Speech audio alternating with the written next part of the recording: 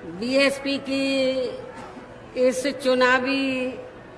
जनसभा में इकट्ठा हुए पार्टी के सभी छोटे बड़े पदाधिकारी एवं कार्यकर्तागण, आज आप लोग देश में व यहाँ आपके राजस्थान प्रदेश में भी लोकसभा के लिए हो रहे आम चुनाव में अपनी पार्टी के उम्मीदवारों के समर्थन में मुझे सुनने के लिए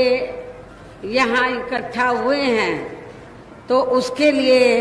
मैं आप सभी लोगों का हार्दिक दिल से आभार प्रकट करती हूँ। वैसे आप लोगों को ये मालूम है कि हमारी पार्टी कांग्रेस, बीजेपी व अन्य किसी भी विरोधी पार्टी के साथ मिलकर नहीं, बल्कि अकेले ही खासकर यहाँ अपने सर्व समाज में से गरीबों, मजदूरों, दलितों, आदिवासियों, पिछड़े वर्गों, मुस्लिम व अन्य अक़लियतों के बलबूते पर ही ये चुनाव लड़ रही है। जो इनमें से पार्टी से जुड़े ये लोग अपनी पार्टी के उम्मीदवारों को जिताने में पूरे जी जान से लगे हुए हैं। हालांकि आज आपकी यहाँ इकट्ठा हुई अपार भीड़ व भीड़ के भी जोश को देखकर अब मुझे भी ये काफी हद तक भरोसा हो गया है कि इस बार आप लोग इस चुनाव में यहाँ अपने प्रदेश से अपनी पार्टी का बेहतर रिजल्ट जरूर लाएंगे। इसके लिए अब मैं आप लोगों का ध्यान कुछ जरूरी बातों की तरफ दिलाना चाहती हूँ और इस संबंध में विशेषकर मैं कांग्रेस, बीजेपी व इनके अन्य सभी सहयोगी दलों के बारे में ये कहना चाहूंगी कि आजादी के बाद शुरू में केंद्र व देश के अधिकांश राज्यों में भी ज्यादातर सत्ता यहाँ कांग्रेस पार्टी के ही हाथों में केंद्रित रही है, किंतु इनकी खासकर दलित, आदिवासी व पिछड़ा वर्ग विरोधी तथा अन्य और मामलों में भी रही गलत नीतियों एवं गलत कार्य प्रणाली आदि की वजह से ही फिर इस पार्टी को केंद्र व काफी राज्यों की भी सत्ता से बाहर होना पड़ा है तथा यही स्थिति इनकी सहयोगी पार्टियों की भी बनी रही है, जिस कारण ही फिर बीएसपी को बनाने की जरूरत पड़ी। और अब पिछले काफी वर्षों से बीजेपी एवं इनके सहयोगी दल केंद्र व अधिकांश राज्यों की भी सत्ता में काबिज हो गए हैं। साथ ही इनकी भी ज्यादातर बीजेपी एंड कंपनी के लोगों की भी ज्यादातर जातिवादी, पूंजीवादी, संकीर्ण, सांप्रदायिक व द्वेषपूर्ण नीतियों एवं कार्य प्रणाली आदि से तथा इनकी कथनी व करनी में भी काफी अंतर होने की वजह से ऐसा लगता है कि इस बार ये पार्टी भी केंद्र की सत्ता में आसानी से वापस आने वाली नहीं है, बशर्ते यदि ये चुनाव इस बार फ्री एंड फेयर होता है तथा आम चर्चा के मुताबिक वोटिंग मशीनों में भी कोई गड़बड़ी आदि नहीं की जाती है। और वैसे भी इस बार चुनाव में इनकी कोई भी पुरानी व नई चल रही नाटकबाजी, जुमलेबाजी व गारंटी आदि काम में आने वाली नहीं है, क्योंकि अब देश की जनता काफी हद तक इस बात को समझ चुकी है कि इनकी पार्टी ने अब तक देश के विशेषकर गरीबों, कमजोर तबकों, मध्यम वर्गीय एवं अन्य मेहनतकश लोगों को जो इन्हें अच्छे दिन दिखाने के असंख्य प्रलोभन भरे वायदे किए हैं तथा अनेकों हवाई व कागजी गारंटी भी दी है, तो उनका जमीनी हकीकत में अभी तक भी इन्होंने लगभग 1/4 हिस्सा कार्य भी पूरा नहीं किया है, बल्कि इसके स्थान पर इनका ज्यादातर समय व ताकत भी या इनके अपने चहेते रहे बड़े बड़े पूंजीपतियों एवं धन्ना सेठों को ही ज्यादा से ज्यादा मालामाल व धनवान आदि बनाने में तथा उन्हें हर स्तर पर छूट देने व बचाने में ही लगी रही है, जिनके अधिकांश आर्थिक सहयोग से ही ये पार्टी व अन्य पार्टियां भी अपना संगठन चलाती हैं तथा चुनाव आदि भी लड़ाती हैं, जिसका काफी कुछ खुलासा बॉन्ड की आई रिपोर्ट से भी हो गया है। इसके साथ ही अब ऐसा लगता है कि कांग्रेस पार्टी की तरह ही बीजेपी ने भी केंद्र की तमाम सरकारी जांच एजेंसियों का ज्यादातर राजनीतिकरण ही कर दिया है। इसके अलावा देश के किसान वर्ग भी वर्तमान बीजेपी की सरकार में शुरू से ही अपनी विभिन्न समस्याओं को लेकर काफी ज्यादा दुखी व परेशान रहे हैं और अभी भी हैं, जबकि यूपी में आपके राजस्थान प्रदेश से लगा हुआ यूपी है, जबकि यूपी में 4 बार हमारी पार्टी की रही सरकार ने उनके हितों का भी हर स्तर पर विशेष ध्यान रखा है। हमने उत्तर प्रदेश में किसानों को समय से उनकी फसल का उचित दाम दिया, खेती करने की पूरी सुविधाएं दी और आज भी उत्तर प्रदेश के जो किसान हमारे भाई हैं वो बीएसपी की सरकार को याद करते हैं, जो अब आपको किसी भी पार्टी की सरकार में, चाहे वो स्टेट की सरकार हो चाहे सेंटर की हो, तो किसी भी पार्टी की सरकार में किसानों को वो सहूलतें, वो सुविधाएं नहीं मिल पा रही हैं। इतना ही नहीं बल्कि केंद्र में पूर्व की रही कांग्रेसी सरकार की तरह ही वर्तमान भाजपा सरकार ने भी इनकी जातिवादी, हीन, सांप्रदायिक एवं पूंजीवादी सोच व नीतियों के चलते ही पूरे देश में सर्व समाज में से खासकर गरीबों, दलितों, आदिवासियों, पिछड़े वर्गों, मुस्लिम एवं अन्य धार्मिक अल्पसंख्यक समाज के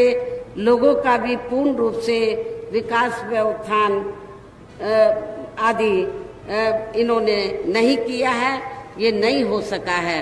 और इस संदर्भ में वैसे आप लोगों को ये मालूम है कि पूरे देश में यहाँ दलितों, आदिवासियों एवं अन्य पिछड़े वर्गों का सरकारी नौकरियों में वर्षों से अधूरा पड़ा आरक्षण का कोटा भी अभी तक पूरा नहीं भरा गया है। विशेषकर एससी व एसटी वर्गों के सरकारी कर्मचारियों का पदोन्नति में आरक्षण तो अब काफी हद तक प्रभावहीन ही बना दिया गया है। साथ ही केंद्र व राज्यों में भी विरोधी पार्टियों की रही सरकारों में इन सभी वर्गों को प्राइवेट सेक्टर में आरक्षण दिए जाने की व्यवस्था किए बिना ही इनकी सरकारों के ज्यादातर सरकारी कार्य अब प्राइवेट सेक्टर के जरिए ही इनके बड़े बड़े पूंजीपतियों व धन्ना सेठों आदि को ही दिए जाने के कारण अब इनको पूरे देश में आरक्षण का बहुत कम ही लाभ मिल पा रहा है। इसी प्रकार इनका अन्य और मामलों में भी शोषण व उत्पीड़न आदि होना अभी तक भी बंद नहीं हुआ है। इसके साथ साथ मुस्लिम व अन्य धार्मिक अल्पसंख्यक समाज के लोगों की भी हालत हर स्तर पर यहाँ काफी ज्यादा खराब व दयनीय ही बनी हुई है, जिसका काफी कुछ खुलासा सच्चर कमेटी की रिपोर्ट में भी किया गया है। इतना ही नहीं बल्कि पिछले कुछ वर्षों से केंद्र व अधिकांश राज्यों में भी बीजेपी व आरएसएस की सरकारों के चलते हुए अब इनका विकास एवं उत्थान आदि होना भी काफी हद तक बंदशाही हो गया है। आए दिन इन पर खासकर धर्म की आड़ में, हिंदुत्व की आड़ में हो रही जुल्म जाति भी यहाँ काफी ज्यादा चरम सीमा पर पहुंच चुकी है। इसके साथ साथ अपर कास्ट समाज में से विशेषकर गरीब लोगों की भी हालत हमें कोई खास अच्छी नजर नहीं आती है। इनकी गलत कृषि नीतियों के कारण ही किसान वर्ग भी आए दिन आंदोलित रहता है। साथ ही इनकी गलत आर्थिक नीतियों की वजह से देश की अर्थव्यवस्था पर भी इसका काफी बुरा प्रभाव पड़ रहा है, जिससे यहाँ विशेषकर छोटे एवं मध्यम वर्गीय व्यापारी वर्ग भी काफी ज्यादा दुखी व परेशान हैं। और अब केंद्र में पूर्व की रही सरकारों की तरह ही वर्तमान भाजपा सरकार में भी यहाँ पूरे देश में गरीबी, बेरोजगारी एवं महंगाई आदि भी लगातार काफी ज्यादा बढ़ रही है। देश में हर स्तर पर फैला भ्रष्टाचार भी कम नहीं हुआ है। साथ ही अपने देश की सीमाएं अभी तक भी पूरे तौर से सुरक्षित नहीं हैं। ये भी बड़ी चिंता की बात है। ऐसे में अब आप लोगों को देश में हो रहे लोकसभा आम चुनाव में, इस समय देश में हो रहे लोकसभा आम चुनाव में कांग्रेस, बीजेपी व इनकी सहयोगी पार्टियों को भी केंद्र की सत्ता में आने से जरूर रोकना है। जिनकी गलत नीतियों व गलत कार्य प्रणाली आदि को आप लोग काफी हद तक आजमा भी चुके हैं। और अब ये विरोधी पार्टियां किस्म किस्म के साम, दाम, दंड भेद आदि अनेकों हथकंडे इस्तेमाल करके केंद्र की सत्ता में आने की भी पूरी कोशिश में लगी हैं, जिनसे अपनी पार्टी के लोगों को हर स्तर पर काफी ज्यादा सावधान रहना है। और इस मामले में विरोधी पार्टियां अपने अपने पक्ष में हवा बनाने के लिए खासकर मीडिया, ओपिनियन पोल व सर्वे आदि का जो बड़े पैमाने पर इस्तेमाल कर रही हैं, तो उनसे अपनी पार्टी के लोगों को बिल्कुल भी गुमराह नहीं होना है। इसके साथ ही विरोधी पार्टियों के विभिन्न रूपों में जारी किए गए इनके हवाई व प्रलोभन भरे चुनावी घोषणा पत्रों एवं वायदों आदि के बहकावे में भी अपनी पार्टी के लोगों को कतई नहीं आना है, जिन्हें ये पार्टियां चुनाव खत्म होने के बाद ज्यादातर अमल में नहीं लाती है। और अब जिन पर से देश की जनता का अधिकांश विश्वास ही उठ गया है। यही खास वजह है कि हमारी पार्टी किसी भी चुनाव में अपनी पार्टी का कोई भी चुनावी घोषणा पत्र आदि जारी नहीं करती है। वैसे भी हमारी पार्टी किसी भी मामले में कहने में बहुत कम बल्कि कार्य करके दिखाने में ही ज्यादा विश्वास रखती है। और इस बात का सबसे बड़ा सबूत ये है कि उत्तर प्रदेश में 4 बार हमारी पार्टी के नेतृत्व में रही सरकार ने चुनाव में पार्टी के बिना जारी किए गए घोषणा पत्र के ही प्रदेश व आम जनहित में काफी कुछ ऐतिहासिक कार्य करके दिखाए हैं, जिसकी अब देश में अधिकांश पार्टियों की सरकारें काफी नकल भी कर रही हैं। जबकि इस मामले में हमारी पार्टी का ये कहना है कि यदि इन पार्टियों के स्थान पर केंद्र में हमें अपनी पार्टी की सरकार बनाने का मौका मिलता है, तो तब फिर हमारी पार्टी की बनी सरकार केंद्र में यहाँ अब तक रही सभी विरोधी पार्टियों की सरकारों की तरह केवल या हवाई व कागजी कार्य आदि नहीं करेगी, बल्कि उत्तर प्रदेश की तरह ही जमीनी हकीकत में ठोस कार्य करके दिखाएगी। और इस संदर्भ में खासकर मैं ये कहना चाहूंगी, केंद्र द्वारा देश में पिछले कुछ समय से अति गरीब परिवारों को अस्थायी तौर पर फ्री में जो थोड़ी सी खाद्य सामग्री, राशन आदि दी जा रही है, तो उससे इनका स्थायी तौर पर भला होने वाला नहीं है। और वैसे भी इनकी ये जटिल समस्या देश में हर हाथ को काम देने से ही केवल दूर हो सकती है, जिसकी तरफ हमारी पार्टी की बनी सरकार विशेष ध्यान देगी। साथ ही देश में पिछले काफी वर्षों से आए दिन बढ़ रही गरीबी, बेरोजगारी व महंगाई आदि से भी जनता बहुत ज्यादा परेशान है, जिसे भी आर्थिक नीतियों में तब्दीली करके जरूर दूर किया जाएगा। धर्म की आड़ में अर्थात हिंदुत्व की भी आड़ में पिछले कुछ वर्षों से खासकर मुस्लिम समाज के लोगों का द्वेष की भावना से जो इनका काफी ज्यादा शोषण व उत्पीड़न आदि किया जा रहा है, तो इसे भी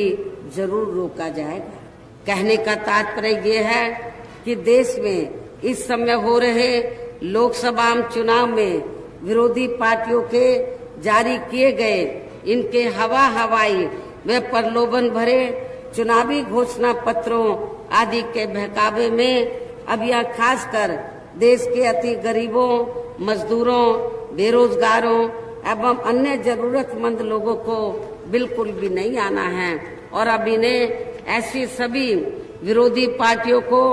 केंद्र की सत्ता में आने से जरूर रोकना है, जिनकी कथनी व करनी में के एवं देश के भी हित में अपने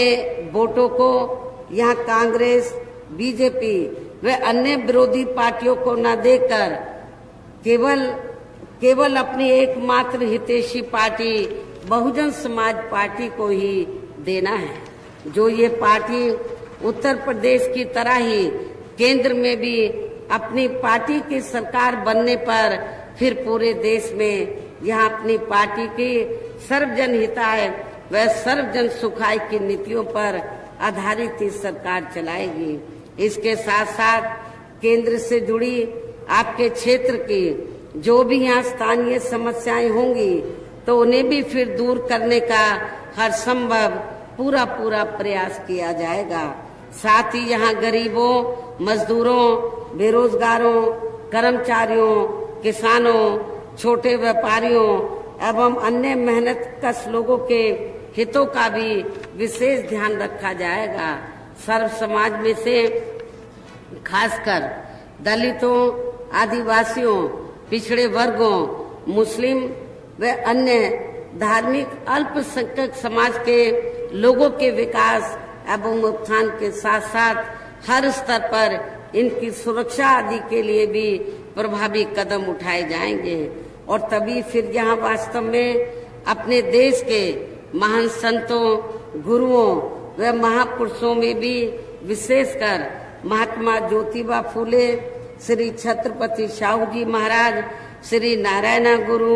बाबा साहब डॉक्टर भीमराव अंबेडकर एवं मान्यवर श्री कांशीराम जी आदि का अधूरा रहा सपना जरूर साकार हो सकता है, जिनको यूपी में अपनी पार्टी की रही सरकार द्वारा हर स्तर पर पूरा आदर सम्मान दिया गया है। लेकिन ये सब विरोधी पार्टियों को अच्छा नहीं लगा। जब बीएसपी के नेतृत्व में 4 बार सरकार बनी तो विरोधी पार्टियों को अच्छा नहीं लगा और जब हमने अपनी सरकार में अपने संतों, गुरुओं और महापुरुषों को हर स्तर पर विभिन्न रूपों में आदर सम्मान दिया तो ये विरोधी पार्टियों को अच्छा नहीं लगा। और इतना ही नहीं तो बीएसपी की जब अकेले अपने बलबूते पर चौथी बार सरकार बनी फिर तो विरोधी पार्टियों की हवाइयां उड़ गई और उसके बाद से चाहे कांग्रेस है, चाहे बीजेपी है या अन्य विरोधी पार्टियां हैं, तो उन्होंने अंदर आपस में मिलकर तो फिर इन्होंने ये फैसला लिया, ये सोच विचार किया कि यदि हमने बहुजन समाज पार्टी को आगे बढ़ने से नहीं रोका, ऐसे ही बीएसपी आगे बढ़ती रही तो फिर ये पार्टी केंद्र की सत्ता पर भी काबिज हो सकती है। तो उसके बाद से फिर इन सभी विरोधी पार्टियों ने तो दलितों में, आदिवासियों में, अन्य पिछड़े वर्गों में तो जो लोग स्वार्थी किस्म के थे, बिकाऊ लोग थे, उनको खरीद कर इन्होंने छोटे छोटे संगठन बनाए जो इन विरोधी पार्टियों ने बनवाए, छोटी छोटी पार्टियां बनवाई और फिर उसके बाद उन पार्टियों के माध्यम से जिन जिन राज्यों में जहां जहां भी बहुजन समाज पार्टी उनको मजबूत नजर आई, उन संगठनों उन पार्टियों के माध्यम से उन्होंने बीएसपी के उम्मीदवारों को हराने के लिए तो उनके माध्यम से एक कैंडिडेट अपने हिसाब से खड़े कराए ताकि बीएसपी को नुकसान पहुंच जाए। खास तौर से बड़े पैमाने पर दलितों को खड़ा किया जाता है ताकि दलितों का बीएसपी का जो बेस वोट है वो बढ़ जाए और बीएसपी को नुकसान हो जाए। तो ये भी इन लोगों ने किया है। उत्तर प्रदेश ही नहीं, पूरे देश के अंदर इन्होंने किया है। और इतना ही नहीं, उत्तर प्रदेश में जब बीएसपी की पूर्ण बहुमत की सरकार बनी अकेले अपने बलबूते पर, तो जो आसपास के राज्य हैं, चाहे तो आपका राजस्थान है, मध्य प्रदेश है, बिहार है, तो उनमें भी वहां भी दबे कुचले लोगों में ऊर्जा पैदा हुई, उनमें ऊर्जा पैदा हुई, उनका हौसला बुलंद हुआ। आपके राजस्थान में, मध्य प्रदेश में तो जब असेंबली का चुनाव हुआ, हमारी पार्टी के लोग काफी लोग चुनकर आए, कभी ज्यादा भी चुनकर आए, कभी कम भी चुनकर आए, लेकिन ये भी उनको अच्छा नहीं लगा। उनको लगा अभी तो 6-7 चुनकर आ रहे हैं, आपके राजस्थान से 2 चुनकर आ रहे हैं, मध्य प्रदेश में भी ऐसे आ रहे हैं, कहीं उत्तर प्रदेश की तरह इधर भी संख्या ना बढ़ जाए। तो चाहे कांग्रेस राजस्थान में सत्ता में रही हो, चाहे बीजेपी सत्ता में रही हो, इन्होंने कुछ समय के बाद हमारी पार्टी के विधायकों को इन्होंने तोड़ा है। कांग्रेस भी कम नहीं है, बीजेपी भी कम नहीं है, और यहाँ पर शिंदे की पार्टी का कुछ नहीं है। बीजेपी ने उनको आगे करके कि जाओ शिंदे की पार्टी में चले जाओ, लेकिन ये शरारत सब भारतीय जनता पार्टी की है। और मैं आप लोगों को ये बताना चाहती हूँ कि कब तक कांग्रेस और बीजेपी ये तोड़फोड़ की राजनीति करेगी।